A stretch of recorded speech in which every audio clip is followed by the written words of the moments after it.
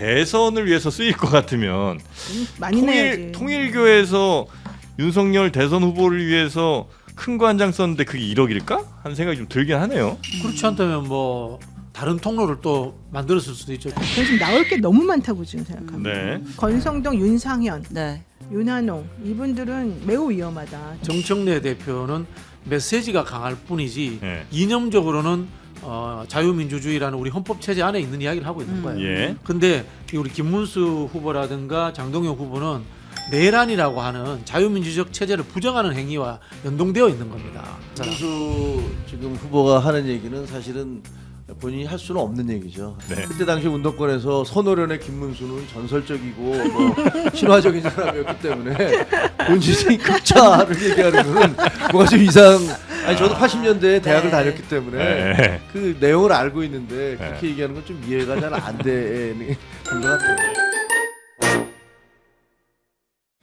한없이 가벼운 시사 토크쇼 장르만 여의도 8월 5일 화요일 순서 시작하겠습니다. 반갑습니다. 정영진이고요. 자, 오늘도 장르만 여의도는 정치권 뉴스 또 경제 이슈들 가장 균형 잡힌 시각으로 또 다양한 의견들로 채워서 여러분께 전해드리도록 하겠습니다. 자, 오늘 함께해 주실 분들 먼저 소개를 해드릴까요? 박진영 평론가님 어서 오십시오. 네, 안녕하세요. 네, 반갑습니다. 그리고 김종혁 전 국민의힘 최고위원님 어서 오십시오. 안녕하십니까? 네, 반갑습니다.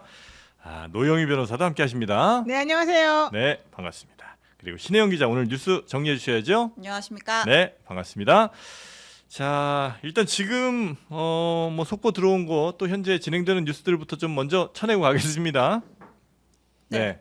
그럴까요? 바로 갈까요? 네. 지금 현재 국회에서 본회의 열리고 있죠. 필리버스터 방송 3법에 대한 필리버스터가 진행되고 있는데 제가 들어오기 직전까지 보니까 민주당 노종면 의원이 지금 진행을 하고 있더라고요. 어제 오후 4시부터 해서 국민의힘 신동욱, 민주당 김현, 국민의힘 이상희, 지금 민주당 노종면 의원까지 진행이 되고 있는데 네. 사실 그 방송 3법 본회의 올라가고 나서 바로 이제 필리버스터 시작했고 그 필리버스터 종결안까지 민주당이 다 바로 했어요. 그래서 24시간 오후 4시면 사실 이걸 마치고 법안 표결을 해야 되기 때문에 이 방송 3법 중에 방송법은 뭐 처리 수순이다 이렇게 보시면 될 것 같습니다. 네. 방송 3법이 그 이름이 뭐 방송법, 방송문화진흥회법, 뭐 교육방송공사법이 있는데 쉽게 말해서 KBS, MBC, EBS 관련된 법안이죠. 네. 그래서 이사수 늘리는 게 이제 제일 핵심인 모양이에요. 그렇죠. 하고 이제 사장 임명할 때 국민 추천 받는 거. 아하. 요 두 가지가 좀 핵심적인 사안인데 네. 사실 어제 이 본회의 시작하기 전에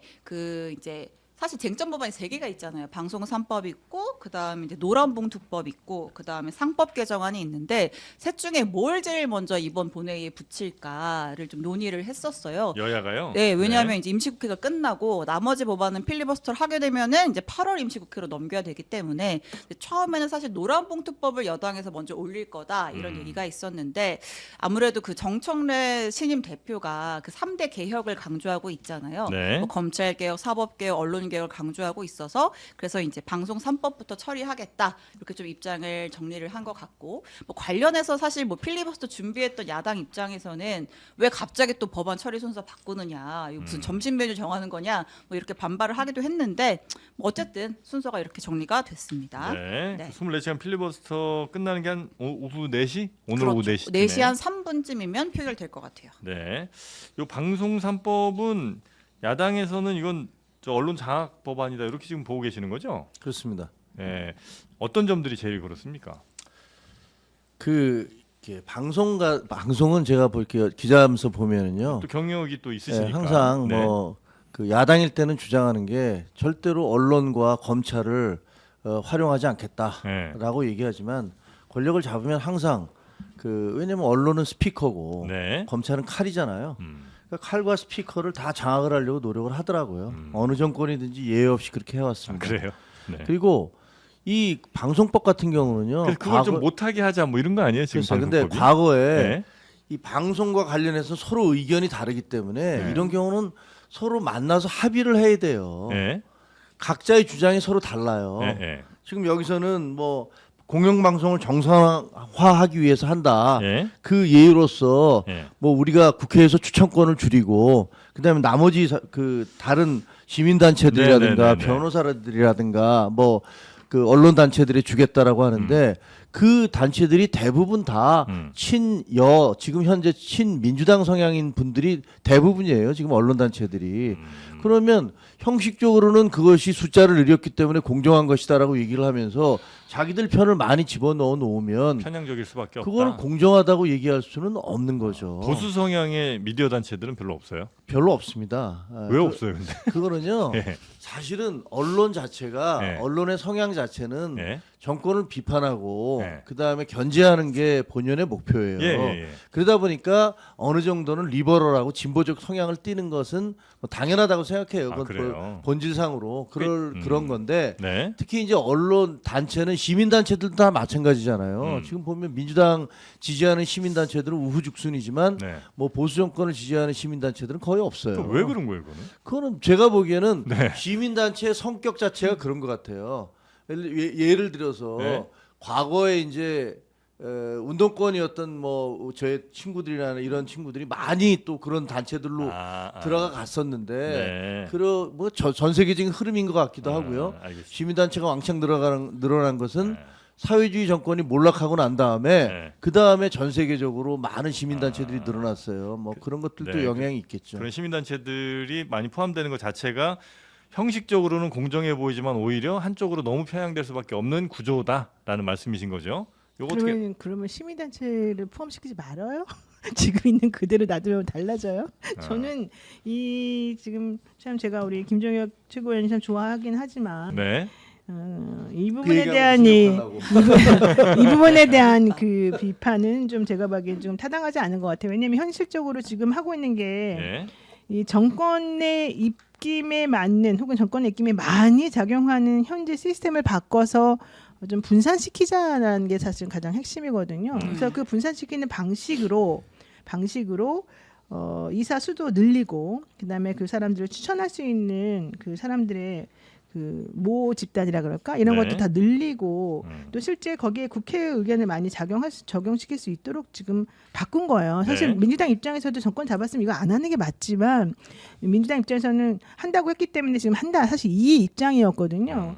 근데 지금 김정혜 의원님처럼 말씀을 하시면 아무것도 안 해? 좋아. 그럼 안 하면 좋지 뭐. 이렇게 또 사실 가버릴 수밖에 없어요. 그러니까 네. 그냥 비판을 위한 비판이지 않을까. 지금 말씀하시는 게 이런 생각밖에 좀 안 아니요, 듭니다. 저는요. 제가 지금 저도 언론 쪽에 있었으니까 여기서 얘기하는 대로 노사 동수 편성위원회 구성 의무 뭐 이런 게 있어요. 네. 그리고 임명 동의제 신설 이런 게 있는데 음. 그 임명 동의제를 이제 언론 편집국장을 뽑거나 보도국장을 네네네. 뽑을 때 임명 동의제를 하면 그러니까 구성원들이 예, 뭐 동의를 해야 그렇다고 그래서 뽑는다. 네. 그 조직이 그러면 그 공정 보도에 더 가까워지느냐? 네. 저는 그렇다고 보지는 않아요. 실제로 언론사에서 그 자기가 어느 정도 부장 이상 되면 그때부터는 아 이게 후배들한테 내가 이제 국장 나와야 되는데 이거 어떻게 해야 되지?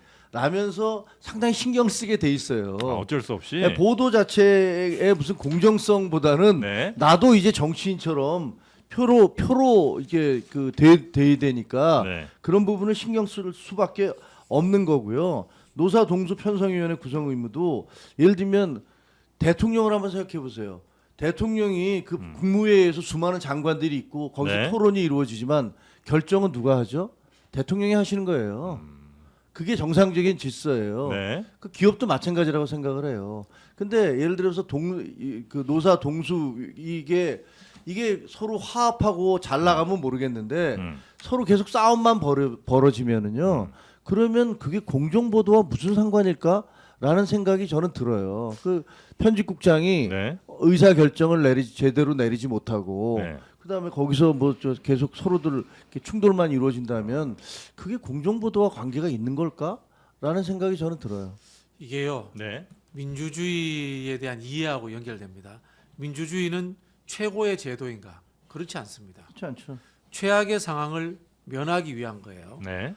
이거 아닙니까? 데스크가 앉아 있는데 데스크가 후배들 눈치 봐가지고 왔다 갔다 하면서 흔들릴 가능성. 그래서 공정보다는 약간 짬뽕되고 절충되는 보도를 할 가능성이 있다라는 1번. 2번. 윤석열에 의해서 지시를 그대로 이행할 가능성. 어느 게 더 나쁩니까? 후자일 수밖에 없다. 그죠? 그걸 막기 위해서 민주주의를 하는 거예요. 아니 모든 우리가- 사람이 다 윤석열이에요? 그럴 가능성이 많죠. 뭐가 많아요. 1인이라고 하는 아니, 거는 언론사에 있는 아니요, 보도국장이나 저는 이런 사람들이 다 이 윤석열이에요? 부분에 있어서는 그럼 제가 반대로 넣어볼게요. 예. 원하시는 이름대로 이재명 대통령에 의해서 이것보다도 사실은 구성원들의 의견을 듣는 게 더 그나마 민주적일 수 있단 말이에요. 최악의 상황을 막을 수 있다. 그렇죠. 예. 그런 부분에 의해서 우리가 민주주의라는 제도를 하는 거거든요. 그리고 완벽한 제도가 없는 상황에서는 네. 일단 구성원들의 의견을 많이 들어주는 것이 그나마 자선일 수밖에 없다라는 말씀을 드리는 거고요. 그럼 어떻게 해야 되느냐? 국민의힘이 이렇게 할 것이 아니라 방송국이 구성원들의 방송이 아니기를 원하잖아요. 국민의 방송이 되기를 원하잖아요. 진짜 원칙대로 한다면 그 방법을 찾아오세요. 찾아온 게 없는 거야. 지금 현재. 그게 자, 그리고 있어요. 아니 제가 조금만 더 네. 말씀드릴게요. 그러면은 민주당이 지금 이 방송법을 꼭 해야 되느냐? 민주당 입장에서 안 해도 그만이야. 훨씬 더 기득권이야. 안 하면은 방통위에서 대통령 임명하게 돼 있어요. 방통위가 대통령 3명, 여당 3명, 야당 2명, 6대 2로 임명하게 돼 있어. 그럼 방통위는 늘 민주당 정권이 장악하고 있어요. 민주당 정권이 뭐 KBS든 MBC든 EBS든 다 임명해 버리면 그만이야. 마음먹은 대로 할 수도 있는데. 마음먹은 대로 할 수 있는 거예요. 네. 정치권에서. 네. 근데 이걸 기득권을 내려놓고 좀 더 넓히겠다고 해서 관련 유관단체들, 시민단체들을 참여를 포함시키는 건데요. 여기서 또 말씀드리고 싶은 게 있어요. 그럼 국민의힘 이제까지 뭐 했어요? 대한민국 보수는 뭐 했어요? 쉽게 말하면 네. 뭐 기자협회, PD협회, 제작자협회 이게 구성원들이지 않습니까? 일하는 구성원들. 예. 구성원들에 대해서 뭐 보수적 이념을 뭐 무슨 옛날에 무슨 클럽 있었잖아. 이상한 교육시키는 뉴라이트 교육시키는 리박? 리박을 하든 뭘 관용 하든 클럽? 예. 그런 것도 한 적도 없고 네. 아니 구성원들의 성향이 그렇게 흘러가는 걸 우리가 어떻게 해요? 대한민국 국민들이 이재명 찍는 걸 어떻게 해? 그죠? 그거랑은 별 상관없는 거고 네. 과거에요 민주당이 그 박근혜 전 대통령 때 그때 민주당 안이 방송법 안이 있었어요. 그게 가장 양쪽에 여야가 어느 누구도 방송을 장악할 수 없도록 하는 그런 안들로 구성돼 있었어요. 전에 내놨던 안이 있다. 있죠. 예. 그거를 왜 그때 당시에 최민희 지금 방통위원장 최민희 의원도 네. 그때 방송에 나와서 이거를 받아들이지 왜 않느냐라면서 그렇게 맹공을 퍼붓었어요. 예, 예. 근데 문재인 대통령이 됐어. 그럼 그 법을 통과시키면 되잖아요. 네. 근데 그 법이야말로 여야 누구도 공영방송을 장악할 수 없도록 하는 법이었는데 그걸 통과시키지 않아요. 통과시키지 않더라고요. 그래서 그때는 거꾸로 야 니들이 그렇게 주장해놓고서 이건 왜 통과시키지 않느냐 했고 민주당 패널들조차도 이건 좀 잘못됐다. 이걸 받아들였어야 저도 된다. 비판한 적이 있습니다. 이렇게 주장을 했었어요. 네. 근데 이번에 그 안은 교묘하게 사실상은 우리를 지지하는 사람들이 많기 때문에 많은 사람들을 집어넣으면 결국은 우리 뜻에 맞는 사람들로 그렇게 방향을 만들어 갈 수밖에 없다. 혹시 그럼 그때 좋았던 법은 안 받으셨던 거예요? 그때 박근혜 정부에서 안 받은 거죠. 그걸 안 받았기 때문에 네. 그거 저는 방송에 나가서 이거 받아야 된다라고 아. 얘기했어요. 이거는 이게 객관적이기 때문에 네. 어느 누구도 더 이상 좌우니해서 공영방송을 좌우하는 것들을 이제는 없애야 된다. 누군가 매듭을 끊어야 되는데 이 법안 참 좋다. 이거 받자라고 했는데 안 받았어. 그러면 그때 법안하고 지금 법안하고 차이가 뭐예요? 그때 법안 이제 꽤 기억이 안 나는데 거의 비슷해요. 그러니까 아니야, 내가 보기 비슷하지 비슷해서 않아요. 그래요. 비슷하지 않고 예를 들면 여야가 합의에 의해서 어떤 그 KBS 사장이나 누구를 임명할 때 한 당에 의해서 일방적으로 임명할 수 없도록 해놨어요. 네. 그래서 양 당이 합의를 할 경우에 임명할 수 있도록 해놨고 그 구성원들도 그렇고 그러니까 제가 보니까 그 법안을 대로 하면은 네. 정말로 몇십 년 동안 계속됐던 그 공영방송에 대한 권력의 지배 이런 것들이 그리고 권력 바뀔 때마다 일렬로 쫙 줄 서 있다가 권력 바뀌면 뒤로 돌아해서 1등이 꼴찌 되고 꼴찌가 1등 되는 이런 일 없어지겠구나라고 생각했는데 문재인 정부가 들어선 다음에 그거를 추진하지 않더라고요. 근데 그래서 제가- 그거를 기자들이 막 요구했더니 네. 아 그거 필요 없다 이렇게 얘기를 했었거든요. 네. 근데 그거 제가 기억이 나요. 진짜 이해가 안 가는 게 그거거든요. 예를 들면 국회의원을 국민들이 뽑을 때는 이 A라고 하는 당하고 B라고 하는 당에서 내놓은 이 의원 후보자들이 어느 정도나 더 민주주의에 부합하고 우리의 뜻을 잘 해줄 것이냐라는 걸 가지고서 사실은 뽑는다고 저는 생각해요. 결국 이 민주주의라고 하는 것에서는 그렇기 때문에 지금 현재는 민주주의 그러니까 민주당에 있는 국회의원들 수가 훨씬 더 많은 거예요. 국민의힘보다. 저는 그게 이제 2대 1의 정도의 이제 비율이라고 지금 생각하는데 네. 그렇다면 그 비율을 어느 정도 인정해 주는 것이 저는 필요하다고 봐요. 예를 들면 지금 2대 1의 그 구성을 가지고 있는 민주당과 국민의힘이 있는데 무조건 여야 동수로 해야 된다? 사실 그거는 안 맞고 무조건 협치해야 된다? 그럼 그것도 안 맞는 거예요. 왜냐면 협치가 안 되니까. 그래서 저는 지금 우리 그 김정혜 의원 그 최고위원님 말씀하신 게 무슨 뜻인지 제가 다 충분히 이해를 하는데 현실적으로 이 상황이 그렇게까지 합리적으로 양 당이 지금 뭔가를 해나갈 수 없는 상황이고 국민들이 난 B당이 너무 이해가 안 가가지고 A당으로 나는 몰아주고 싶어라고 해서 현 상황을 만들어놨다면 그 민의를 어느 정도 반영하는 방향으로 이게 구성이 되는 게 맞다고 생각하는 거예요. 그래서 이 협치라고 하는 것이 말이 좋아 협치지 그냥 무조건 기계적 중립을 뭐 말한다거나 무조건 동수를 한다거나 이렇게 해서 협치가 되는 게 아니라고 저는 생각하고 그런 의미에서 이 시민단체라고 하는 이름들이 들어가는 거고 그런 의미에서 이 당 말고 다른 안전장치를 네. 또 좀 넣어야 된다. 여야 그래서 합의가 이번에 안될 만들어낸 때는 게 지금 이거라고 저는 보는 제3자가 거예요. 이걸 좀 좌우할 수 있을 네. 정도는 해놓는 게 그래서 낫겠다. 지금 김정희 의원이 말씀하신 거가 네. 물론 좋죠. 말로는 좋은데 그래서 그게 구체적으로 발현될 때는 어떻게 되냐? 그러면 또 답이 없어지거든요. 지금 네. 국민의힘이요 윤석열 정부 거치면서 정당의 수준이 참혹한 게 금방 우리 김종혁 의원 이야기하셨던 문재인 정부 때 올리려고 했던 안이 있지 않습니까? 네. 사실 이거 거의 유사한데 조금의 차이는 있어요. 그 관련해서 그 국민의힘 쪽에서 의견을 내는 국회의원이 없어요. 잘 몰라. 관심도 없고 제가 봤을 때는 그냥 그래요? 민주당이 하니까 반대하는 다 싫어 그냥 무조건. 다 싫어 이 정도 수준인 거고 정말 공당이라고 참 보기 부끄러운 수준으로서 하고 있다라는 말씀을 드리겠고요. 그 국민의힘 그 당 안이 진짜 뭐 있어요? 혹시 없어요, 방송법 없어요. 관련해? 저는 확실히는 잘 모르겠습니다. 네. 그러니까 제가 뭐 의원이 아니기 아, 때문에 네네네네. 잘 모르겠는데, 근데 저는 그런 생각은 들어요. 그러니까 다수가 반드시 정의인 것은 아니죠. 뭐 그럴 수는 있겠죠. 네. 언제든지 그건 바뀔 수도 있는 예. 거니까 다수의 폭정으로 갈 수도 있는 거 아니에요. 예. 그런 것들 우리가 다수를 차지했기 때문에 우리 마음대로 할 수 있다라고 얘기를 한다면 그건 수기 민주주의에도 맞지도 않고 우리가 민주공화국이라고 얘기할 때 그 공화국의 정신에도 맞지 않아요. 그러니까 그냥 다수 차지했고 이게 우리의 뜻이니까 이걸 밀어붙이겠다는 건 뭐 정청래 원내대 지금 신임 대표는 그렇게 말씀을 하시던데 저는 그게 민주주의의 정상적인 그런 뭐랄까 절차라고는 생각하지 않습니다. 네. 소수의 폭정과 소수의 쿠데타가 아직도 남아 있기 때문에 네. 아마 과도기적 현상이다. 뭐 이런 알겠습니다. 말씀을 드리겠고요. 네. 제가 조금 더 개인적인 의견으로 좀, 방송법 관련해서 예, 보태자면요. 저는 일단은 비토권이 최대한 보장돼야 된다고 봅니다. 개인에 대해서. 예를 들자면은 이진숙 방통위원장 같은 분이 올라오면은 네. 비토하면은 못하게 되는 거. 반대로 극좌적이고 지나치게 개혁적인 사람이 올라오면은 그건 또 반대에서도 비토하는구나. 이거는 저는 민주주의에서 가장 마지막 견제 장치로서 보장되는 방식으로 합의제 기관은 꼭 적용돼야 된다. 양쪽은 다 비토하지 않을까요? 그러면 그렇진 않아요? 양쪽이 다 비토가 돼요. 지금은 네. 우리가 다양성에 대한 잘못된 이해를 갖고 있어요. 네. 다양성이 극좌도 있고 극우도 있으면 된다라는 생각을 갖고 있는데 그렇지 예. 않다고 봐요. 저는 중도 수렴된 사람들이 많이 있을 수 포진돼야지만 합의 구조가 만들어지기 때문에 네. 비토권만큼 확실하게 보장돼야 된다라는 말씀을 드리고 싶고 그 부분은 여기 없는 것 같더라고요. 좀 있었으면 좋겠다는 거. 또 여든 하나는 야든 절대 안 되는 사람만큼은 안 하게 그렇죠, 해주는 그렇죠, 거. 그렇죠. 예. 그리고 또 하나는 뭐 더 진짜 사견입니다만은 방통위가 장관급이나 돼 가지고 이렇게 국정을 좌지우지할 만큼의 위치를 차지해야 되느냐? 방통위 지위 자체를 저는 격화시킬 필요가 있다는 생각합니다. 아하. 개인적인 의견이 있지만. 굉장히 개인적인 의견이지 하지만 학교에서 많이 나오는 이야기예요. 그래요? 네. 지금 너무 중요한 위치예요? 너무 높아요? 중요한 이유 중에 하나 장관급이 돼야 될 이유가 없어요. 그래요? 방통위원장이.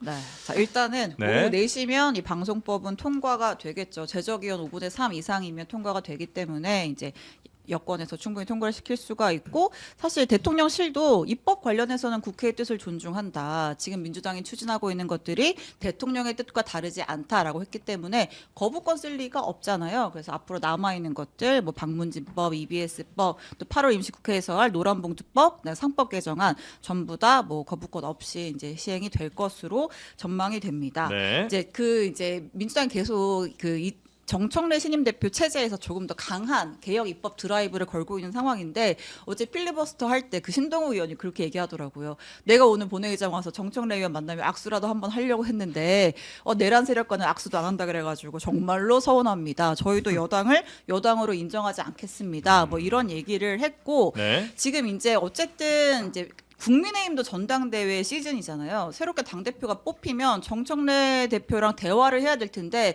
쉽지가 않아 보여요. 이제 이쪽도 악수 안 하겠다는 거거든요. 그나마 제일 좀 톤이 낮은 게 조경태 후보.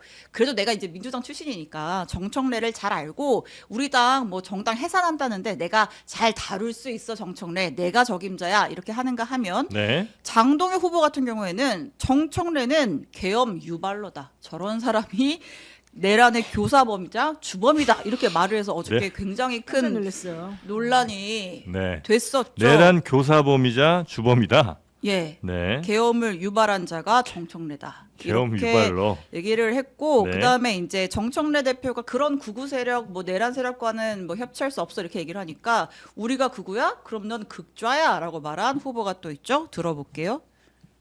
정동에 있는 미국 대사관저, 대사가 잠자는 대사관저 정청래가요. 담을 타놓고 들어가서 거기다가 사과탄을 던지고 신라를 뿌려서 불을 지르려고 하다가 그건 미수가 됐습니다만은 그레그 대사, 당시에 그레그 대사가 놀래가지고 옆집으로 도망가고 이런 일이 있었습니다.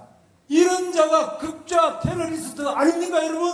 저는 극좌 테러리스트와는 어떤 경우든지 악수 안 하겠습니다. 요렇게 해야 당에서 표를 좀 많이 받는 거예요. 극좌 테러리스트랑은 대화하지 않겠다, 악수 안 하겠다, 혹은 정청래 대표가 내란 교사범이다, 계엄 유발러다 이렇게 해야 조금 더 뭐 강성 지지자들한테 표를 받을 수 있으니까 이렇게 얘기하는 겁니까? 아니면 신념이에요, 설마? 뭐 저는 뭐 거기 동의하지 않기 때문에 예. 뭐 그분들이 뭐 무슨 생각에서 그렇게 하는지 뭐 둘 다 있겠죠. 본인의 신념도 어느 정도 있을 것이고 예. 거기에 대해서 또 지금 선거에 나왔으니까 그 표를 얻기 위한 그런 발언이기도 할 것인데 네. 뭐 보면은 지금 양쪽에서 초강성들이 등장해서 충돌하고 있는 거 아니에요? 예. 정청래 그 대표도 네. 뭐 그냥 그 정상적인 발언 하시지는 않는 것 같아요. 뭐 악수도 안 하겠다. 내란에 대해서 사과하지 않으면 악수도 안 했다. 그럼 사과하면 악수하는 겁니까? 네. 네. 아니 근데 내란에 대해서 사과하면 내란을 어떻게 사과한다고 악수를 해요? 그게 만약에 확실하게 내란이라고 생각을 한다면 그게 사과로 끝날 문제예요? 아니 내란에 찬성한 사람은 법적으로 처벌받아야 되지만 아니 저 그건 찬성하고 제가 보기에는 말이 안 되는 게 같이 논리적으로 공조한 사람은 만약에 처벌받아야 정말로 되지. 내란이라고 이게 그 국민의힘 내란당이라고 사과한다고 될 생각한다면 일이냐? 사과한다고 될 일이에요. 사과를 안 무슨 해요? 사과를 그런 생각 해. 때문에? 그러니까 법적 처리로 전체가 가는 한 건 거예요. 아니에요. 근데 그건 우리 그냥 김종욱 제가 최근에 보기에는- 악수하지 않습니까 저희가? 그러니까 그냥 정치적 수사예요. 네. 레토릭인데 네. 그리고 헌법재판소에 가서 네. 그 국민의힘을 뭐 내란당으로 해산한다고 그래서 그게 받아들여질 일도 법률적으로 거의 없다라고 봐요. 근데 그렇게 수사를 구사해서 본인의 어떤 그 이미지를 갖다 만들어 가는 것이기 때문에 정치적 이익을 얻는 거다. 네, 정청래 대표도 그러시고 있는 거고 그다음에 이쪽에 지금 당 대표 출마한 사람들도 네. 그런 주장, 극단적인 주장을 함으로써 자기 네. 표를 얻으려고 하고 있는 것 같아요. 서로 에스컬레이트 되는 것 같다. 네. 근데 저는 네. 뭐 둘 다 동의하기는 어렵습니다. 네. 극단이라고 하지만 엄청난 차이가 있습니다. 정청래 대표는 메시지가 강할 뿐이지 네. 이념적으로는 자유민주주의라는 우리 헌법 체제 안에 있는 이야기를 하고 있는 거예요. 예. 근데 이 우리 김문수 후보라든가 장동혁 후보는 내란이라고 하는 자유민주적 체제를 부정하는 행위와 연동되어 있는 겁니다. 그런 부분에서 엄청난 차이가 있다는 말씀을 드리고 싶고요. 두 분의 제 발언에 대해서 평가를 하자면 김문수 후보의 극좌 테러리스트 발언을 그냥 반사하겠습니다. 반사하면 본인한테 그대로 돌아갑니다. 아 그래요? 반사하면. 아 본인의 이게 팔- 과거 경력. 과거 경력에 그대로 예, 돌아갑니다. 자, 예. 정청래 의원이 미 문화원 담 넘고 쳐들어갔다. 그 80년대 이야기거든요. 예. 80년대 본인이 극좌 테러리스트라는 비판 들었습니다. 그대로 비판하겠습니다. 40년 전 사고에 그대로 머물러 있는 사람이다. 예. 이런 말씀 드리고 싶고요. 장동혁이라는 분은 저는 분노하고 저분은 어떻게 판사 출신이면서도 헌법 체계도 모르고 역사성이 저렇게 뒤떨어지는가라는 말씀을 드리고 싶은데 내란 교사범이라는 이야기가요. 1987년도 5월 17일 날 전두환 군사 독재 학살자 일당이 광주 시민들과 김대중 대통령에게 했던 말과 별반 다르지 않습니다. 광주 시민들이 민주화를 요구하면서 시위를 했는데 내란 소요다 그러면서 5.17 계엄 확대를 해가지고 광주에 무차별한 학살을 자행할 때 네. 핑계로 댔던 그 논리에 지금 연장선상에 있는 겁니다. 정말 부끄러운 사람입니다, 저 사람. 김문수 지금 후보가 하는 얘기는 사실은 본인이 할 수는 없는 얘기죠. 왜냐하면 뭐 본인이 80년대에 네. 그 누구보다도 5.3 인천 사태의 그 실질적인 저 지휘자였으니까. 네. 그래서 인천이 뭐 거의 그때 신문에 일면 톱에 인천이 거의 불바다가 됐다. 해방구라고 그때 뭐 나왔었습니다. 그런 그 당시에. 정도로 아, 그래요? 경우에 네. 그때 당시 운동권에서 선호련의 김문수는 전설적이고 뭐 신화적인 사람이었기 때문에 본질이 극자를 얘기하는 거는 뭐가 좀 이상. 아니 저도 80년대에 대학을 네. 다녔기 때문에 네. 그 내용을 알고 있는데 그렇게 네. 얘기하는 건 좀 이해가 잘 안 되는 것 같아요. 네. 김문수 후보가 그 얘기도 했어요. 전환길이 왜 극우냐? 그거는 정청래 같은 극자가 맞아. 만들어낸 프레임이다. 전환길은 그냥 학원 강사다. 전환길이 수류탄 던지고 씨나 뿌리더냐? 라고도 얘기를 했습니다. 전환길 씨는 저는 극우라고 생각해요. 예. 왜냐하면 극우 부정선거라든가 그다음에 그 불법적인 계엄을 국민들을 계몽하기 위한 계몽령이라고 주장을 했고 그리고 그 사람의 그런 그 연설이라든가 선동에 자극받은 사람들이 서부지원에 가서 그 헌정사상 처음으로 법원을 다 때려 부셨잖아요. 예. 그 과거에 공산주의 예를 들면 좌우 대립이 심각할 때도 그런 일은 없었어요. 근데 그런 일이 벌어졌는데 거기에 대해서 영향을 미친 사람이기 때문에 저는 그 사람의 주장은 극우적 주장이다라고 봅니다. 네. 제가 네. 하나 궁금한 게 있는데요. 사실 김문수 후보는 너무 그 말과 언행 일치가 하나도 안 되고 본인의 과거 행동과 하나도 안 맞기 때문에 그분의 말에 사실 저는 별 신경 쓰지 않습니다는 이 사람들이 그러다 보니까 지난번에 김문수 후보가 끝까지 대선 후보로 남는 그 과정 그런 것들을 국민의힘이나 그 지지자들이 보면서 매우 불안해했다는 얘기를 제가 들었거든요. 왜냐하면 저 사람은 나중에 언제든지 지금 하는 말과 돌아설 다르게 수 있는 사람이다. 자기 마음대로 또 나중에 가서 딴소리하면서 끝까지 버티고 아무런 누구 말도 듣지 않고 자기 마음대로 할 것이다. 네. 그래서 이번에 원래 김문수 후보가 사실은 가장 이 가능성이 높다 당대표로서 네. 네. 이런 얘기를 하던 사람들도 내지는 국민의힘 의원들도 김문수 너무 위험하다. 김문수 하면 안 된다. 이런 생각을 많이 가졌고 그래서 오히려 장동혁 후보처럼 왔다 갔다 한 사람이 차라리 낫다. 장동혁 후보는 한동훈 사실은 그 전 대표 덕분에 이제 이 자리에 올라왔는데 그때도 네. 마치 이쪽에 충청하는 것처럼 하고 비상계엄 터졌을 때 또 그런 행동을 합리적인 것처럼 하더니 그 다음에 또 갑자기 이 시계추, 이 저울추가 저쪽으로 흐르는 것 같으니 또 금방 저쪽으로 흘러가고 차라리 이러면서 이 찐년들의 마음을 사로잡았다. 그리고 오히려 말을 잘 듣는다더라. 지금 상승세요 지지율이. 네, 그래서 네. 이러면서 사람들이 오히려 김문수보다는 의원들이 김문수보다는 오히려 우리는 사실은 장동혁 의원을 당대표를 뽑는 것이 훨씬 더 합리적이고 훨씬 더 남한테 내놓기가 좋다. 근데 이런 얘기까지 사실 지금 하고 있다는 얘기입니다. 네. 그 리스크가 좀 덜하다. 네, 그리고 장동혁 후보는 사실은 어디를 쫓아갈지가 너무 뻔히 보여서 오히려 그게 더 안전하다 이렇게 보는 측면이 예측 가능하다. 있는 것 같아요. 네. 누가 그건- 그래요? 제가요. 저는 장동혁이라는 급분노. 제2의 윤석열이에요. 아하. 장동혁 어, 의원이 윤석열이 옛날에 과거 자기 친노래. 아니 잠깐만, 내가 이제 지금 아무 생각 없는 말하다가 사람이야. 말이 안 끝났어. 네, 근데 네. 어쨌든 그래서 그런지 몰라도 어쨌든 친윤이라든가 지금 남아있는 국민의힘의 이제 기존 세력들이 차라리 김문수보다는 장동혁을 밀자라고 해서 사실은 김문수보다는 장동혁 의원의 이 호감도 내지는 이제 네. 지지율이 점점 올라가고 있고 그래서 이게 결선 투표가 또 있지 않습니까? 이 나중에 당 대표 선거하면 네. 그러면은 장동혁 후보가 될 가능성이 매우 높다고 지금 또 다들 계산을 하고 있다는 겁니다. 처음에는 네. 차이가 좀 났는데 네. 어떻게 생각하세요? 지난번에 말씀 안 드렸나요? 그 실제로 그 의원들 사이에서는 네. 그 의원들은 네. 김문수 후보를 못 믿겠다. 그냥 이제 장동혁으로 가자. 예. 라는 쪽이 많고. 예. 네. 그다음에 일반 당원들 쪽에서는 야 그래도 우리 당 대통령 대통령 후보였잖아. 후보인데. 내가 네. 투표했었던 사람이야. 라고 해서 그 유대감이 끊어지지 않았기 때문에 아. 그 두 개가 지금 경쟁하고 있는 건 맞는 아. 얘기죠. 근데 네. 그 어떻게 보면 지금 장동혁 후보는 김문수 후보보다 더 극우 쪽으로 가고 있잖아요. 예. 이분은. 근데 저분은 근데 온다니까요. 저분은 아니, 근데 물론 그래요. 이분이 내 말이 맞죠. 나경원 저 당대표 출마할 때 연판장 50명 돌렸었잖아요. 올렸어요. 거기 네. 서명한 사람이. 그러니까. 그랬다가 한동훈 쪽으로 와서 예. 뭐 보수의 새로운 심장이 되겠다고 뭐 네. 열심히 해서 네. 수석 최고위원이 됐어요. 그러다가 다시 이 당 뭐 한동훈 체제 깨지는데 그 결정적인 역할을 했고 그다음부터는 친윤으로 다시 돌아갔어. 네. 그랬다가 나중에는 이제 거기서부터 더 가서 맞아요. 전한길 그다음에 무슨 전광훈 네. 소년보 뭐 네. 이런 분들과 함께하는 쪽으로 가서 저도 솔직히 이분이 정체가 뭔지 잘 모르겠어요. 이분의 그냥 정체성이 뭔지 잘 이분은 모르겠어요. 정체가 뭐 있어요? 당선 유행 따라가는 어. 사람이죠. 저는 지금 그럴 수 있지. 국민의힘이 네. 그 트렌드 영혼 없는 세터. 관료 출신들한테 장악되면서 기회주의 정당이 됐다고 봐요. 그 극우가 유행하면 극우로 가고 합리적 보수가 유행하면 유행 따라가는 거예요. 사실 윤석열이라는 사람이 뭐 진보 보수 뭐 알겠어요. 하는 행태 봐요. 그 진보 보수로 평할 거예요. 평할 그건 없어요. 행태 수준의 사람이 근데 아니잖아요. 그게 관료들한테 잡아먹힌 거다. 아니, 관료들이 대부분이 영혼이 없다라고 하잖아요. 네. 그럼 그러면 이념과 가치가 없이 권력에 추종한다는 뜻이거든. 추종하다가 국회의원이 되니까 유행하는 대로 이제 지지자들 흐름대로 그냥 따라가는 거예요. 영혼 없는 사람들이 철학 없는 사람들을 잡아먹었다. 그런 뭐 도끼는 개끼니에요. 뭐 그렇게까지 구분해서 말할 필요도 없어요. 지금 국민의힘이 보수 정당이 아니라니까. 보수가 없다니까 지금. 아니 최근에 장동혁 의원 만난 적 있으세요? 그러니까 없어요. 뭐 오며 가면서라도.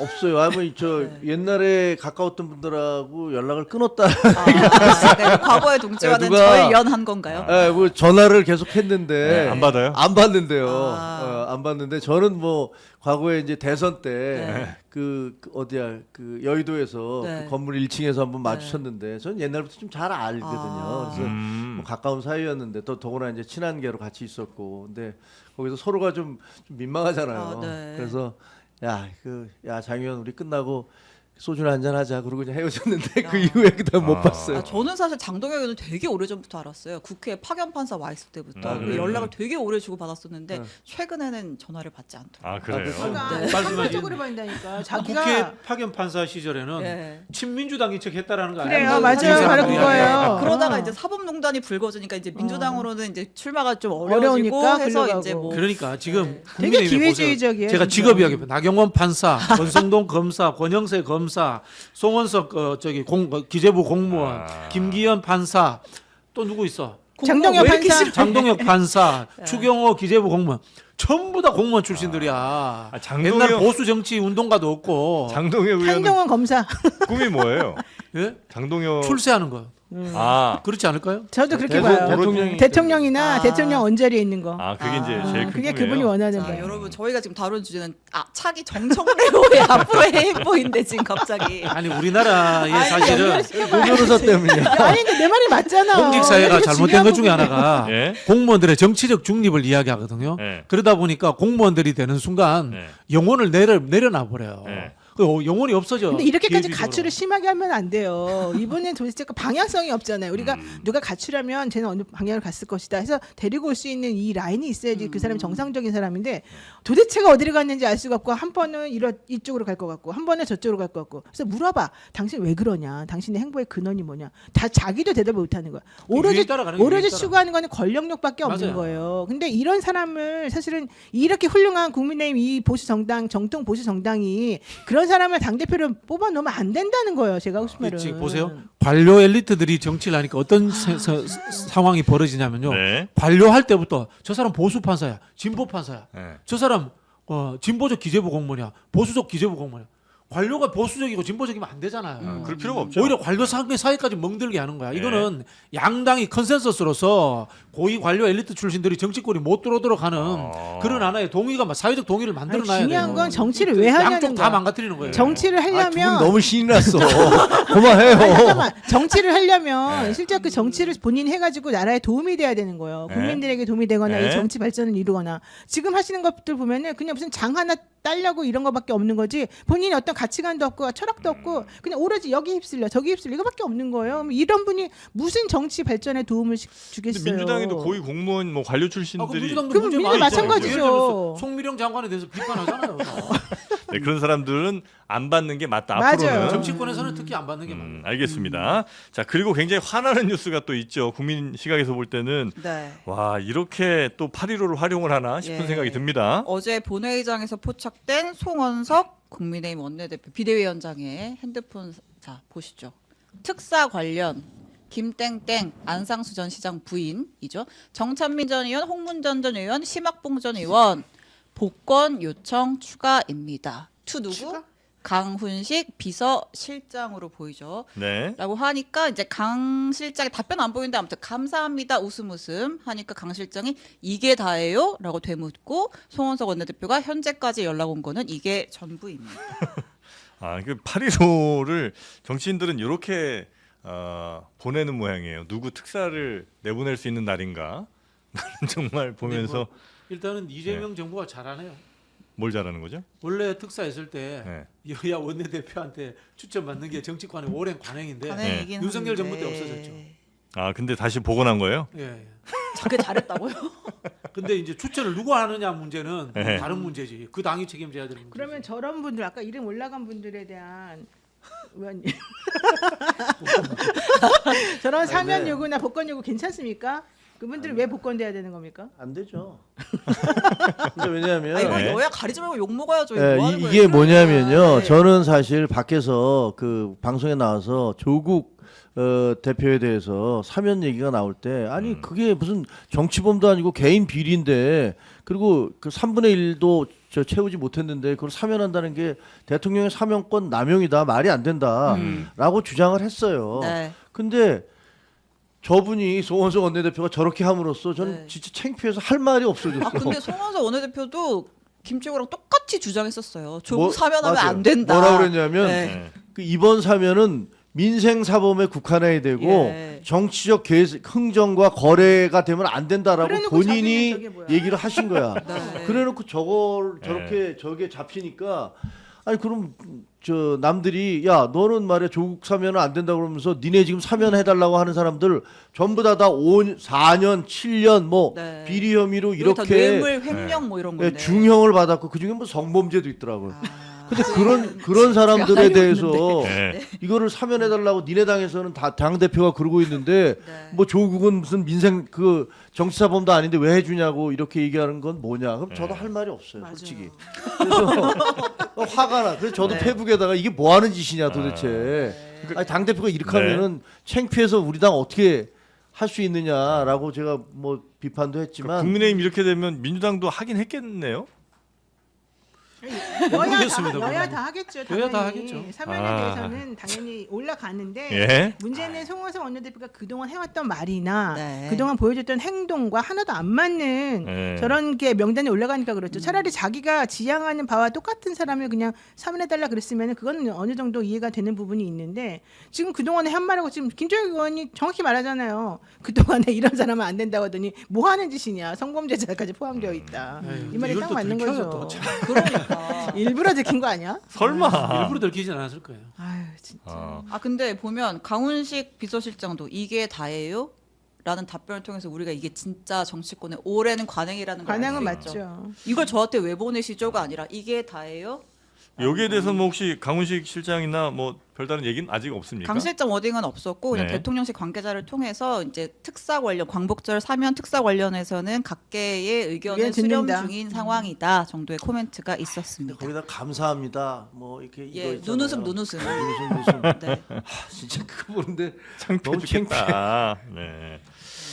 그리고 이분들 근데 이분들이 이제 진짜 못 나오겠다. 다시 돌아오면 뭐 일부러 국민의힘으로 매기는 못 거야. 나오게 하려고 일부러 일부러 매기는 거야. 네, 알겠습니다. 네. 자, 이런 좀 화나는 뉴스가 있었다는 거 네. 누구도 실드 칠 수 없는 상황이라는 거 전해드렸고요. 네. 자 그리고 큰 거 한 장이 또 터졌네요. 그렇습니다. 네. 이게 지금 뭐 지난 대선 혹은 뭐 특정 의원의 불법 정치 자금 의혹으로 이제 번지는 그런 상황인데 그 통일교 2인자 윤모 그 세계 본부장이라는 사람 최근에 이제 구속이 됐잖아요. 이제 특검에서 이제 구속을 시켰고 뭐 여러 가지 조사를 하고 있는데 이 사람이 굉장히 꼼꼼한 사람이었던 것 같아요. 2022년 무렵부터 한 4년치의 일종의 다이어리 뭐 옛말로 하면 막 치부책 같은 거잖아요. 내가 누구 만났고 누구 만나서 얼마 줬고 이런 것들을 쭉 적은 다이어리가 있는데 네. 그걸 JTBC가 확보를 했어요. 그 내용을 좀 살펴보니까 음. 지지난 대선 2달 전인 2022년 1월쯤에 권성동 당시 원내대표를 만난 내용이 메모가 적혀 있는 거예요. 2022년 1월 5일 서울 여의도의 땡땡땡 중식당 굉장히 좀 비싼 중식당 네. 이게 장소가 적혀 있고 그 밑에 큰 거 한 장 서포트라고 적혀 있었다라고 합니다. 네, 큰 거 한 장은 일반적으로 업계에서는 1억으로 1억을 말하죠. 그렇죠. 얘기하는 거고. 네, 통일교 통일교는 관계자들도 돈도 많은데 더 큰 거 아니에요? 한 10억이나 이렇게. 네. 큰거 아 한 여러분 장? 이 윤모 본부장이 그 네. 건진법사 통해서 그라프 목걸이 샤넬백 네, 전달했던 네, 네. 그 본부장이에요. 예. 네. 그래서 이 윤 씨라는 사람이 권성동 의원에게 정치자금을 건넸다는 건 지금 인터뷰에서도 조금 나오곤 있는 거죠. 그러니까 예. 뭐 이 당시에 이제 윤 씨가 권성동 의원한테 보낸 문자도 특검은 확인을 했거든요. 네. 이게 뭐 이런 메모 뒤에 권성동 당시 원내대표한테 윤석열 후보를 위해 써달라. 그러니까 뭔가를 건넸고 그걸 써달라라고 보낸 문자까지 확인을 했고 네. 저희가 이 윤모본부장 구속되기 전에 JTBC 기자가 직접 만나서 서포트한다라는 게 무슨 의미야라고 직접 물어봤더니 내가 대선에 개입할 직책은 아니고 나는 그러니까 한학자 대표 총재의 오더를 받고 움직인 거야라는 취지로 얘기를 하는가 하면 네. 또 권성동도 대선의 메인 주자는 아니잖아. 결국 그 윗선이 있는 거잖아라는 취지로 얘기를 했죠. 근데- 나도 심부름하는 사람이고 권성동 의원도 대선 그러니까 윤석열을 위해서 뛰는 사람이다. 요 결국은 정도. 이제 뭐 대선 자금으로 됐다라는 얘기죠, 뭐. 근데 네. 권성동 의원은 어쨌든 부인을 했는데 네. 그 이후에 직후에 혹은 동시에 그 명태균 씨가 또 계속해서 이 잽을 날리고 있어요. 명태균 권성동 씨가 상대로. 권성동 예. 의원이 공천 관련해 가지고 엄청나게 일을 많이 했다. 이제 이 얘기를 계속해요, 사실은. 그래서 아마 김소연 변호사 요즘 그분하고 싸우고 있는데 김소연 변호사도 많이 알고 있을 것이고 그 기자들한테도 계속 인터뷰로 권성동은 뭐 통일교 돈, 뭐 그다음에 네. 공천, 그다음에 홍준표는 신천지 이러면서 계속해서 지금 얘기하고 있지 않습니까? 네. 저는 지금 나올 게 너무 많다고 지금 생각합니다. 네. 근데 약간 좀 박진영 평론가님 말씀에서도 저도 약간 좀 이상한 것 같긴 한 게 예를 들어서 권성동 의원 한 명한테 그냥 정치자금 건넨 거면 큰 거 한 장 1억인 것 같은데 대선을 위해서 쓰일 것 같으면 많이 내야지. 통일교에서 윤석열 대선 후보를 위해서 큰 거 한 장 썼는데 그게 1억일까? 하는 생각이 좀 들긴 하네요. 그렇지 않다면 뭐 다른 통로를 또 만들었을 수도 있죠. 제2의 통로, 제3의 통로. 권성동이 아닌? 그럴 수도 있지 않나 그런 제3의 짐작이 통로도 좀- 지금 통로가 특검이 나와요, 들여다보고 계속해서. 있어요. 네, 그럴 거라고 예. 근데 이제 저희가 그 건진이랑 이 윤모 본부장이 주고받은 문자를 보면 그런 거 있었잖아요. 윤심은 뭔가요? 뭐 그때 뭐였죠? 핵심은 권성동입니다. 라고 했으니까 이제 이 돈이 정말 대선 캠프로까지 흘러갔는지 아니면 이제 뭐 그 과정에서 이제 이거는 권성동 넣었어 했는지는 좀 살펴봐야 네. 되는 근데 거죠. 어쨌든 권성동, 윤상현, 네. 윤한홍 이분들은 매우 위험하다 지금 상황이. 예, 이거는 진짜 진리입니다. 요 정도까지 나왔으면 권성동 의원 뭐 수사는 당연히 이제 갈 수밖에 없는데 권성동 의원은 뭐라고 합니까? 일단 본인은 통일교와 금전 거래는 물론 청탁이나 조직적 연계 등 그 어떤 부적절한 관계도 맺은 적이 없습니다. 이것은 정치 공작이고 악의적인 왜곡입니다라는 입장을 앞서서 밝혔고 계속 추가적인 의혹이 나올 때마다 이렇게 내가 낸 기존 입장을 참고하라. 라는 말만 되풀이를 하고 있어요. 받은 적 없다. 네, 근데 이제 본인은 통일교 측 인사 아예 만난 적이 없다라는 건데 그 통일교 고위 관계자들 여러 명의 진술이 있었어요. 그 대선 직전인 2022년 2월과 3월에 그 가평에 있는 통일교 본산에 직접 권성동이 찾아와서 찾아갔다. 지도부를 만나는 것을 봤다. 당시 극소수만 그 사실을 알고 있었다. 이런 증언들이 또 나오고 있는 상황입니다. 네. 권성동 의원의 통일교 관련 의혹이 계속해서 지금 뭐 이 사람 저 사람에 의해서 좀 나오고 있는 것 같아서 요걸 뭐 수사가 잘 이루어질 거라고 보고요. 입증하는데도 뭐 아주 어렵지는 않지 않을까? 여러 사람의 이야기가 이렇게 같이 한 곳을 향하고 있으면 대체로 이제 뭐 수사 이런 데에서도 입증이 좀 많이 되는 거 아니겠습니까? 그렇죠? 자, 그리고 김건희 여사 최측근으로 네. 알려진 그 이종호 네. 블랙펄 인베스트먼트 대표 구속 이게 네. 오늘 결정돼요? 네, 오늘 밤에 아마 좀 결정이 될 걸로 보입니다. 뭐 저희가 그냥 계좌 관리인이라고 불렸죠. 그 BP 패밀리에 포함되어 있는 인물이고 최혜병 특검과 관련해서도 이제 그 임성근 로비 창구로도 지목이 됐던 인물인데 네. 이 사람 오늘 이제 구속이 아마 될 것으로 보이고요. 김건희 특검 관련해서 또 하나 이제 속보를 좀 전하면 그 저희 이제 기억하실 거예요. 나토 순방 때 왜 민간인 여자가 한 명 그 탔다. 전용기를 이용호 타고 부인. 네, 동행을 해가지고 도대체 정치가 뭐야라고 했었는데 당시 이원무 인사비서관의 부인이었던 것으로 알려졌잖아요. 네. 이제 이분이 무슨 자생 뭐 한방병원. 하여튼 뭐 무슨 병원 뭐 네. 집안 사람이다, 뭐 굉장히 돈이 많은 사람이다, 뭐 이런 얘기들도 있었는데 이분이 그때 관용 여권을 발급받아가지고 갔어요. 공식 직함도 없는데 뭐야 이런 얘기들이 있었는데 이분이 출국 금지가 된 것으로 확인이 됐고요. 당시에 어떠한 루트를 통해서 그렇게 순방에 동행을 했는지도 들여다본과 동시에 이분이 대표로 있던 회사 자생 바이오라는 회사가 있는데 거기가 또 이제 비자금 조성하면서 횡령 의혹이 또 불거졌대요. 그것까지 다시 같이 들여다 본다라고 합니다. 사실 그거보다 더 중요한 얘기 중에 하나가 네. 물론 이제 중요하다기보다는 이제 연관되는 내용 네. 중에 하나가 이제 이거 기자가 취재해가지고 이제 알려준 내용이었는데 네.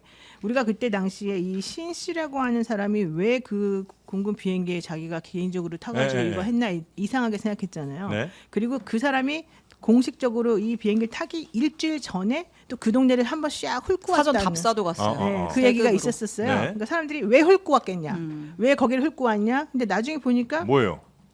거기 명품 샵들을 이제 쭉 훑고 왔다는 거예요. 그래가지고 김건희 씨가 네. 그냥 가서 픽만 하게끔 만들어주고 왔다. 아. 요게 이제 그 기자가 취재한 내용이었어요. 그래서 그렇게 하면서 결국은 이제 이현모 비서관도 사실은 대통령이 꽂아준 사람이었는데 네. 그 부인하고 이현모 비서관의 결혼을 또 윤석열 씨가 이제 중매했다는 얘기잖아요. 그래서 이 집안끼리 관계가 매우 좋았고, 그다음에 그 아버지가 하는 그 병원에서 이제 한방병원에서 하는 그 의료보험이 잘 안 되는 그거를 여기 이제 시범 사업으로 넣어줘가지고 이걸 하게끔 해서 큰 이득을 얻게 만들어놨다는 거예요. 네. 그래서 그런 모든 것들이 보면은 되게 큰 이득인데 그 이권을 위해서 그러면은 이 여자분이 먼저 일주일 전에 가가지고 다 픽. 아니 우리는 그냥 가서 픽만 하면 되는 거지. 네. 그 전체적으로 미리 뭐 돈을 다 계산해놓거나, 예, 뭐 이제 이런 물건 거를 있는지 확인하고 이런 거를 했을 것이다. 사이즈 확인하고. 결제도 했을 것이다. 실제로 예, 일주일 전에 방문한 건 네. 확인해. 아니 그게 아니고 아 김건희 네, 씨가 실제 그 매장을 실제로 갔느냐? 그 매장을? 방문해서 이거 이렇게 찍었다는 게 그거는 뭐 그- 일정이 다 기자들에게 공지가 되는데 그게 가능할까요? 한번 찾아보세요. 예. 내가 보기에 네. 예. 그 당시에 그게 되게 그 아. 큰 이슈가 됐었었고 그런 예. 네, 그런 의혹이 좀 있다는 네, 거죠. 있었었습니다. 네. 예. 자, 하여튼 출국 금지됐다. 그 신 씨라는 네. 사람이 뭐 그런 뉴스 전해 드렸고. 네. 그리고 이제 내란 특검 관련해서는 네. 이제 속옷 저항 중인 윤석열 전 대통령에 대해서 특검이 이르면 오늘 체포영장을 재집행할 거란 관측이 있었는데 조금 전에 발표가 있었어요. 오늘 내일 중에는 안 한다. 오늘 내일은 안 한다고요? 예, 오늘 영- 내일 안 하면 언제 한다. 오늘이 영장 5일인데? 만료 시한이 7일이잖아요. 네. 올해 마지막 날 이날 진짜 굳은 결심을 하고 끌어내려는 7일 건가? 구속 기한 마지막 날 말도 할 안 수 된다. 있다. 체포영장 발부기한 마지막 날. 네. 그러니까 이 특검이 왜 이렇게 또 마지막에 꼬리를 내리네. 이거 꼬리를 내린 거예요? 아니면 이제 그날 아주 모든 전투력을 동원해서 잡겠다라는 결국엔 거예요? 이 특검이 네. 이거 성공할 가능성이 반으로 줄어들었습니다. 그러니까 김건희 특검. 네, 김건희 특검이 이 체포 집행에 성공할 가능성이 반으로 줄어들었어요. 그러니까 김건희 3대 특검 특검? 중에 네. 김건희 특검이 제일 말이 많아요 지금. 그렇죠. 네, 제일 힘들어해요. 그 너무 또 중요한 순서들이 좀 있을 거 아니에요. 핵심적이고 아주 정말 이거는 안 할 수 없는 뭐 이런 것들이 우선순위들이 좀 있을 텐데 너무 방대하게 그냥 다 옆으로 그냥 벌려놨다는 얘기도 좀 있는 것 같고요. 그런 것도 있고 네. 너무 거리도 많고 해야 될 거리들도 많고 딱 안 잡힌다는 거죠 기본적으로. 이 여성이 한 역할이 정확히 딱 안 잡힌다는 게 가장 큰 문제인 거죠. 예컨대 삼부토건 같은 경우에도 지금 사실 우리가 보기에는 큰 일이 많이 벌어졌고 삼부토건 관련자들이 다 한 명은 뭐 왜 도망갔느니 뭐 누구는 구속된 일이 막 이러지 않습니까? 그거가 관련해 가지고 김건희가 무슨 역할을 했느냐 이게 중요한 건데 네. 그 김건희가 무슨 역할을 했는지를 보려면 그 계좌를 통해 가지고 삼부토건 당시에 이 주가 조작과 뭐 그로 인해 이익을 얻은 사람들 간에 이걸 다 찾아내야 되거든요. 근데 그 계좌가 너무 많대요.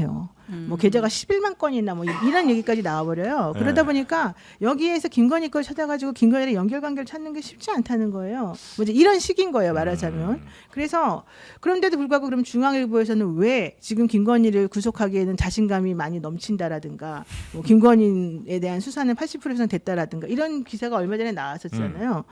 그러면은 그거는 아마 그 중에서 아주 특수한 몇 개들에 대해서만 지금 얘기가 된 거 아니겠느냐. 네. 나머지는 지금 손도 못 대고 있다. 지금 이런 얘기가 나오고 특히 그 여기서도 큰 게 이제 국토교통부 관련해 가지고 원희룡 장관이라든가 그다음에 뭐 강상면이라든가 이런 부분들인데 거기에 대해서도 지금 제대로 뭐가 안 되고 있어서 네. 그 부분이 조금 문제입니다. 지금 이 김건희 특검에서 지난번에 그 양평 고속도로와 그다음에 이 자기네 그 공흥지구 집에 대한 혜택을 준 것에 대해서 그때 탈탈 털었는데 뭐 자기네 말로는 털었지만 그때 김성계 의원은 무혐의가 나고 공무원들 3명만 기소가 됐어요. 그래서 그 사람들이 1심에서 재판을 받았거든요. 근데 무죄가 나온 거예요. 그 사람들이. 그런데 그 이후에 이제 무죄가 난 다음에 이제 더 여러 가지 큰 일이 더 벌어지고 있는 중인데 그래서 이번에 김건희 특검이 그 재판부가 지금 항소심 진행 중이거든요. 항소심 재판부에다가 이 공무원에 대해서 우리가 압색하고 증거도 낼 거 있으니까 재판 중단해달라고 요청을 했어요. 그래서 지금 재판이 일단 중단이 됐어요. 일단은. 근데 지금 이런 식으로 나가다가 보면은 사실은 재판 중단한다고 해서 뭐가 되는 게 아니고 이거 나중에 2심에서 뒤집어질지 안 뒤집어질지 모른다. 여기까지 지금 얘기가 되고 있더라고요. 그래요. 아, 이거 보면요. 네. 김건희 특검은 쪼개서 네. 다시 제2특검법이 만들어져야 되지 돼요. 않나 네. 이런 생각도 들고요. 너무 가능해요? 많아서. 사람을 더 네, 늘려야 네, 되고 그리고- 아니 법이니까 특별법이니까 근데 또 사실 이게 만들어야죠. 네. 또 김건희 특검법이자 사실 윤석열을 겨냥하고 있는 거거든요. 뭐 그렇죠, 권력을 결국은. 행사한 것은 네. 윤석열이니까. 네. 그런 측면에서 윤석열 김건희 특별법 만들어서 정말 오랫동안 그 심도 있게 해야 되는 거 아닌가 이런 이야기도 나오는 것 같아요. 그러니까 이렇게 그냥 기한 정해놓고 하는 걸로는 이거 수많은 방대한 그 범죄 혐의들을 다 입증하거나 기소하거나 하기가 매우 어려워요. 어려울 것 같다. 네. 아니, 그 저기 뭐야 서울중앙지검장 시절에 호반의 컨텐츠 시절에 그때부터 의혹들이 다 나오니까. 네. 알겠습니다. 제가 아까 김건희 특검을 내란 특검이라고 잘못 말한 거죠. 네, 하여튼 윤석열 체포영장 집행하는 게 김건희 네, 특검인데 네. 지금 오늘 내일을 안 한다라고 했으니까 이제 모레 마지막 날 할 걸로 보이고 김건희에 대한 소환 조사는 내일로 지금 예정이 되어 있죠. 뭐 몸이 안 좋아가지고 몇 시까지만 해달라 막. 근데 근데 까다롭게 굴었는데 근데 나오긴 뭐- 나오겠죠. 네. 나온다 그랬고 네. 무피권 행사 안 한다 그랬고 네. 아마 하긴 할 건데 저는 이상한 게 이런 거예요. 건진법사 지난번에 남부지검에서 건진법사 그 법당이가 뭔가를 압수수색했을 때 네. 사실 나온 게 제대로 없었거든요. 네. 그래가지고 특검이 이번에 다시 다시 갔더니- 했잖아요. 똑같은 데를. 근데 이번에 김건희 씨의 2014년부터 2016년까지 사용했던 핸드폰이 나왔다는 거예요. 네. 자 그러면 처음에 남부지검에서 갔을 때는 안 나오던 게 이번에 여기서 왜 나왔는지 그게 좀 이상하죠. 그러니까 봐줬거나 아니면 나중에 갖다 놨거나 뭐 이런 거 아니겠습니까? 네. 게다가 김건희라고 한 사람하고 건진이라고 한 사람이 얼마나 밀접한 관계이길래 자기가 2014년도에 썼던 그 핸드폰이 그 집에서 나옵니까? 그거 되게 이상하지 않습니까? 네. 게다가 그럴 정도면은 사실 건진이라는 사람이 김건희라고 하는 사람의 증거 인멸 같은 걸 다 도와주고 있는 셈으로 지금 보이지 않습니까? 근데 이 건진이라고 하는 사람에 대해서는 영장이 계속해서 기각이 돼 왔단 말이에요. 네. 그러면 이번에 이런 게 새로 나왔으니까 사실은 다시 이 내란 특검이 아니라 김건희 특검에서 다시 이걸 정리해가지고 건진법사 빨리 잡아야 되는데 이 사람에 대한 영장을 청구했다 이런 소식은 또 아직은 없거든요. 그러니까 이런 여러 가지 것들을 보게 되면 되게 이상한 부분이 많아요. 그리고 지금 김범수 씨 그 아나운서 네. 그분도 지금 불러가지고 조사를 했지만은 실제 그분은 도이치 주가와 관련해서도 자기가 무슨 이득을 얻었다는 얘기도 하나가 있고 그다음에 그 사람이 쿠바나 콘텐츠 이사로 있었던 그 시절에 관련해서 뭔가가 증명 자료가 확보가 됐기 때문에 이 사람을 불렀다는 얘기가 나왔거든요. 근데 그러면 이 사람하고 구체적으로 정확히 어떤 일이 벌어졌는지에 대해서 이게 꼬리에 꼬리를 맞고 정리가 돼야 되는데 지금 그게 하나도 안 되고 있어요. 그러니까 뭐 물론 아직 발표할 시점이 아니라 그럴 수는 있겠습니다만 맨날 누구 소환한다 혹은 뭐 압수수색한다는 얘기 참 많은데 그래서 뭐 어떤 그래서 수사가 결과가 결과 좀 너무 안 그치, 나오는 그치. 것 같은 느낌은 좀 있긴 있어요. 여튼 김건희 특검 할 게 워낙 많아서 뭐 그렇다고 일단은 좀 이해를 네. 해 보겠습니다. 네. 아무튼 그리고 네. 윤석열 체포영장 재집행은 뭐 모레 마지막에 한다고 하면 그래도 이제 특검의 의지는 보이고 있어요. 어저께 특검부가 브리핑하면서 그 얘기를 했거든요.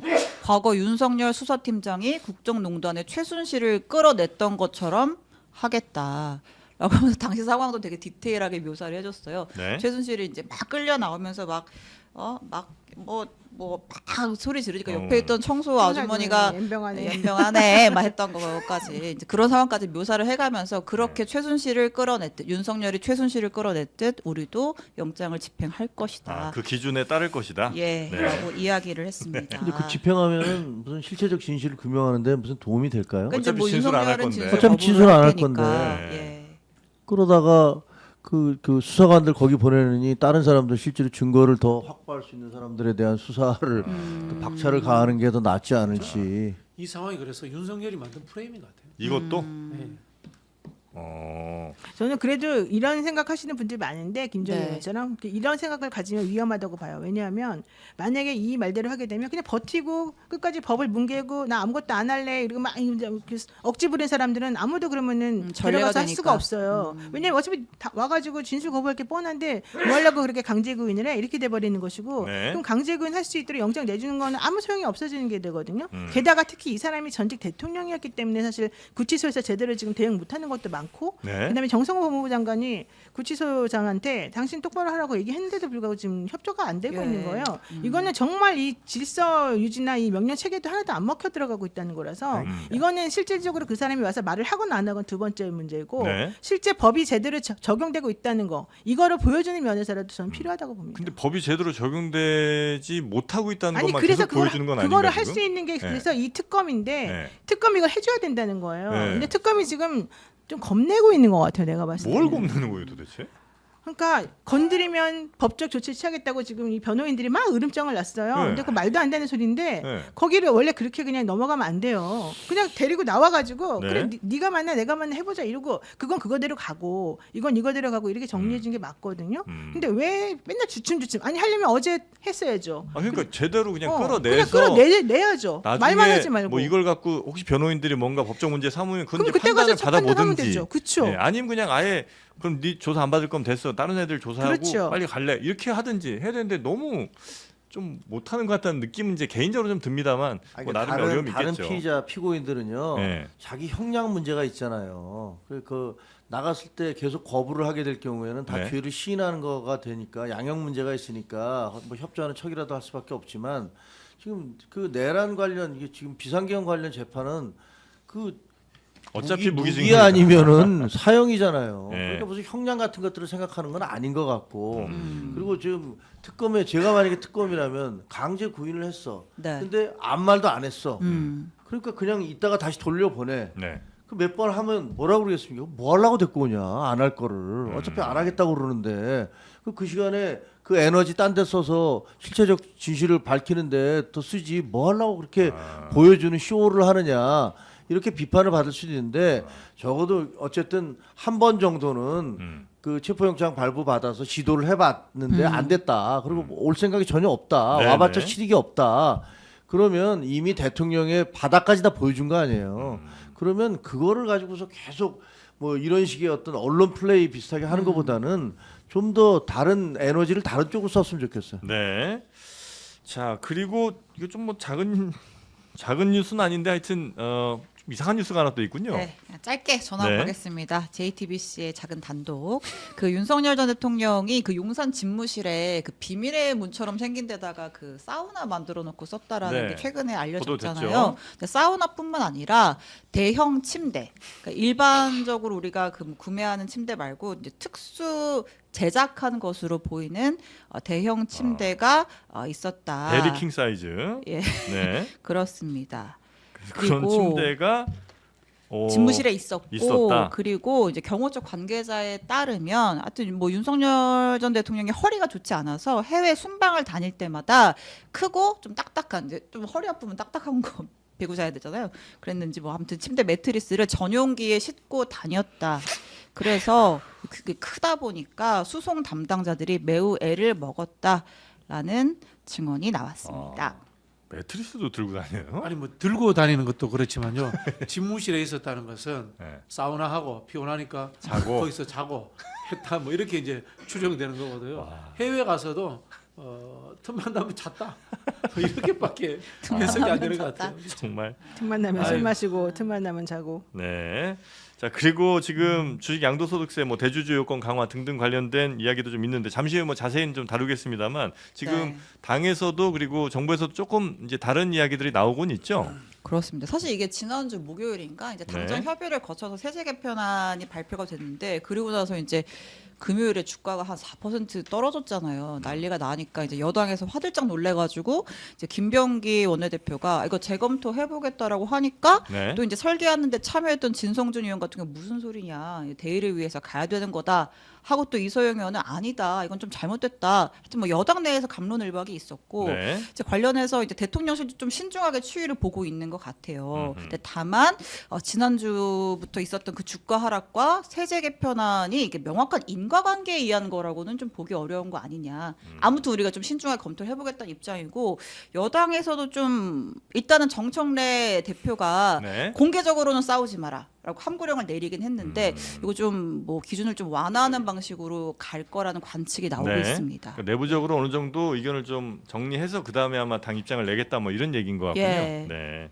이게 굉장히 좀 어려운 문제인 것 같아요. 민주당으로서는 제가 뭐 경제 전문가가 아니기 때문에 예. 수치를 따질 수는 없습니다만은 예. 10억에서 50억이라는 것도 임의의 기준입니다. 예. 25에서 35%라고 하는 대주주 부분도 임의의 기준입니다. 네. 자, 그러면 뭐냐? 임의의 기준이라는 것은요, 정답이 없다라는 뜻입니다. 그럼 뭐냐? 실제로 이게 정치적 영역이 될 수 있다라는 겁니다. 그래서 숫자라고 하는 것은 국민의 뜻에 따라서 조정 가능하다. 그런 유연한 자세로 저는 임했으면 좋겠습니다. 국민이 그러면 매우 다수가 다른 방향을 원할 때는 당연히 그 임의의 숫자도 얼마든지 내려가거나 올라갈 수 있는 그렇죠. 것이다. 그리고 또 다수가 아니더라도 소수일지라도 네. 그 소수가 그 의견이 반영되지 않으면 극단적인 상황에 몰린다면은 네. 그 사람들에 대해서도 배려해 줘야 돼요. 그게 소수의 극단적인 소리가 혹시 다수에게 피해를 주는 거라면 그러면 안 되죠. 그러면 안 되고. 그래서 우리가 민주주의라는 것이 네. 다수결의 원칙과 소수 의견의 존중이라고 하는데 다수결의 원칙을 하면서 소수 의견 들어줘라 이런 뜻이 아니고 네. 소수 의견이 반영이 안 되면 소수가 죽는다. 다수는 별 피해가 없다. 이런 상황이 되면 소수 의견을 우선적으로 하라는 그런 의미거든요. 네. 그래서 여기에도 아마 그런 적용이 될 겁니다. 네. 제 뭐가 생각에는 이 10억에서 50억으로 올린 것도 황당무계한 짓이었지만 50억에서 10억으로 내린 것도 시대 상황을 또 반영하지 못한 거예요. 네. 물가 상승이라든가 부동산 문제라든가 그래서 저는 절충점들을 만들어야 된다. 그 말씀 드리고 싶습니다. 알겠습니다. 뭐가 됐든 경제 문제를 접근할 때 네. 징벌적으로 가면 안 된다고 생각해요. 그러니까 예를 들면 그냥 경제 논리를 따지고 전체적인 상황을 봐야 되지. 네. 야, 뭐 너 많이 가져서 네가 돈 버는 거 난 보기 싫어. 라는 식의 접근을 하면은 그게 운동권적 접근 방식이죠. 80년대에 많이 그랬으니까. 그런데 그렇게 가면은 백전백패하잖아요. 아파트에 대해서도 임대차 3법을 만들어서 네. 그게 무슨 서민들을 위해서 그 법을 만들었다고 했지만 결과적으로 서민들이 가장 큰 피해를 입었습니다. 그리고 비정규직법 2년 지나면은 반드시 정규직으로 그 전환하게 했는데 그러면 2년 지나면 다 피눈물 흘리면서 다 그만둬야 돼요. 계속 그런 일이 반복되고 있습니다. 그러니까 경제 논리를 경제 논리가 아닌 정치 논리로 혹은 어떤 나름대로 신념 윤리로 이렇게 가면은 그 결과가 굉장히 비참한 것이 될 수도 있어요. 그런 것들이 한두 가지가 아니라는 사실만 말씀드리고 싶습니다. 네. 공부의 부족이에요. 우리 이제 성장과 분배가 같은 동시에 이루어질 수 없어요. 순차적으로 이루어져요. 그래서 성장과 분배의 선순환이라는 표현을 쓰는 거거든요. 네. 그런데 과거 이 구좌파적 사고를 갖고 있는 사람들은 성장과 분배가 동시에 같은 층위에서 이루어질 수 있다는 착각을 가지고 있어요. 분배와 동시에 성장도 일 수 있다는 같은 거는 그게 이제 이른바 이제 소득주도 성장이라는 여기서 네네네. 나타나는 현상들인데 이게 정치의 역할은 경제의 후순위적 조정 역할입니다. 알겠습니다. 하여튼 그런 선순환이 그래도 우리 소비에서는 좀 일어나고 있는 것 같은 게 돼지갈비가 3,900원이라면 여러분 믿으시겠습니까? 그런 굉장히 그 저렴한 요즘 같은 인플레 시대에 3,900원 삼구갈비 돼지 양념구이가 오늘은 안 줘요? 오늘은 없습니다. 왜냐면 너무 싸서 남는 게 없어갖고 여러분 드릴 게 없어요. 예, 그 정도로 아주 도매가로 준비를 또 했습니다. 요즘 같은 시대에 3,900원이 말이 됩니까? 예, 그러나 여기선 해냈다는 거죠. 대기업 유명 프랜차이즈 로켓프레시 등에 납품하는 삼구갈비 가격이 싸다고 재료를 타협하지는 않았습니다. 재료의 질이 낮지 않다는 거죠. 원재료는 신선한 제품만 썼고요. 뭐 캐러멜 색소 같은 거는 아예 안 썼고요. 호텔 출신 요리사가 호텔 레시피로 직접 만들었다고 합니다. 대신 이제 색소를 안 썼기 때문에 양념색이 막 밖에 식당 같은 데서 보면 이렇게 막 맛있게 돼 있잖아요. 진한 거. 예, 그렇진 않아요. 예, 그렇진 않고 좀 연한 느낌인데 그래도 맛은 다 살렸다. 몸에 안 좋은 거 안 넣었다. 이렇게 보시면 되겠고요. 많은 후기들이 증명하는 3,900원 삼구갈비 저희 영상 아래 링크 따라가시면 되겠고요. 네이버에서 삼구갈비를 검색하셔도 되겠습니다. 아유, 참, 오늘도 이렇게 네. 깔끔하게 광고는 끝났습니다. 다음 주에는 실물을 가져오도록. 안 먹어봐서 잘 모르겠어요. 네. 아니 이렇게 실물 안 가졌다는데 이렇게 시큰둥들 네, 하시기에요? 너무들 하시네. 먹을 때마다 너무 행복해 먹어가지고. 네, 먹을 때만 좋아하시고. 네. 자, 오늘 세 분과는 이 정도로 마무리하고요. 잠시 후에 이어지는 순서에서는 박시동 평론가 그리고 유호림 세무학과 교수 모시고 요즘 가장 뜨거운 이슈 이재명 정부의 세법 개정안 이 관련된 이야기 깊이 한번 파보도록 하겠습니다. 세 분 대단히 감사하고요. 다음 주에 뵙겠습니다. 고맙습니다. 네.